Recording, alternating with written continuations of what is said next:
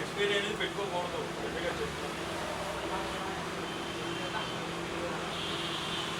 చూడు టైం ఉన్నది, టైం ఉంటే టైం ఉందని చెప్తాను. వినయ్యా టైం ఉంటే టైం ఉందని చెప్తాను, టైం లేకపోతే టైం లేదు.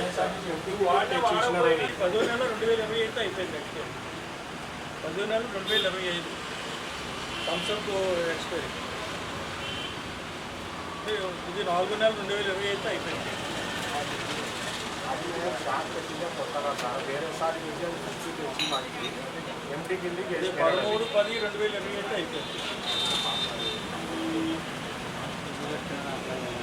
మీరు వాడకపోతే ఏం చేయాలి?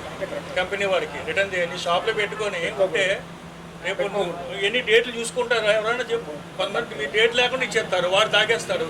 మళ్ళీ ఇలాంటి కంప్లైంట్లు వస్తాయి. ఇప్పుడు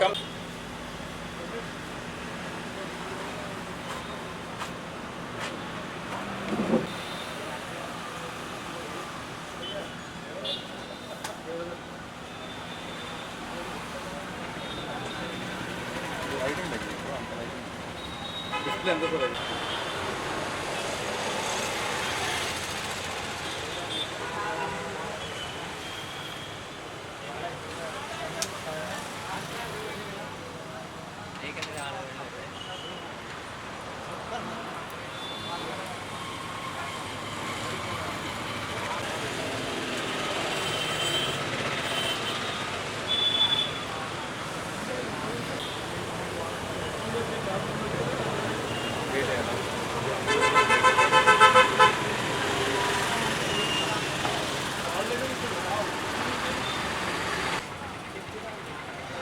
कवर या పెట్టుకోనికే కూల్ డ్రింక్స్ ఏమన్నా sir? Rajagopala Rao, food safety officer, Kurnool district. ఈరోజు ఒక కస్టమర్ నన్నారి తాగిన కస్టమర్ ఒక పబ్లిక్ కంప్లైంట్ అనుసరించి ఈరోజు ఈశ్వర్ సోడా షాప్కి అకస్మాత్తుగా తనిఖీ చేయడం జరిగింది. కస్టమర్ కూడా నా పక్కనే ఉన్నారు. కంప్లైంట్ ఇచ్చిన కస్టమరు నన్నారి తాగినప్పుడు వానికి దుర్వాసన వచ్చిందని చెప్పేసి పీజీఆర్ఎస్లో కంప్లైంట్ చేయడం జరిగింది.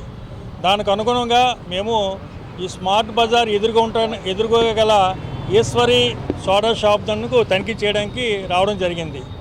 అన్ని రకాల ఫుడ్ ఐటమ్స్ కూడా, కూల్ డ్రింక్స్, సాఫ్ట్ డ్రింక్స్ అన్నీ కూడా చెక్ చేయడం జరిగింది.